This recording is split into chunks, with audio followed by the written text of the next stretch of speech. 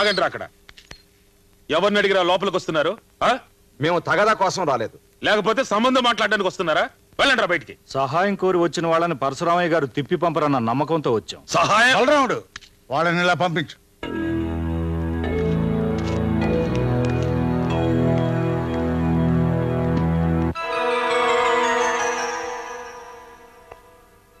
మా అమ్మాయి పెళ్లి లాయర్ ప్రసాదరావు వారి కొడుకుతో నిశ్చయమైంది.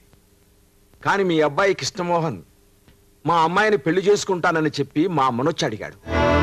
మీ ఓటమిని చేయంగా పెట్టుకున్న మా అమ్మ అందుకు అంగీకరించింది. మేము నిర్ణయించిన సంబంధాన్ని వద్దని మీ వాడికే ఇచ్చి పెళ్లి చేయాలంటోంది. ఒకసారి చెడిపోయిన పెళ్లి మళ్లీ గొడవల్లో పట్టడం మాకు ఇష్టం లేదు. మేము అనుకున్న సంబంధానికే మా అమ్మాయి పెళ్లి జరిపించాలనుకున్నాం. దానికి మా అమ్మ మీ అబ్బాయి అడ్డు రాకుండా మీరే సహాయపడాలి. మీకేం భయం లేదు, మీరు నిర్ణయించిన పెళ్లి జరుగుతుంది.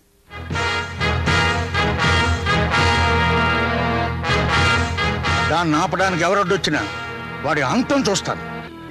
బలరాముడు, ఆ బసవ పున్నమ్మ ముందు నేను ఓడిపోవడానికి వీల్లేదు. ఈ పెళ్లి జరిపించి పరశురామయ్య అంటే ఏమిటో తెలిసేలా చేస్తాను.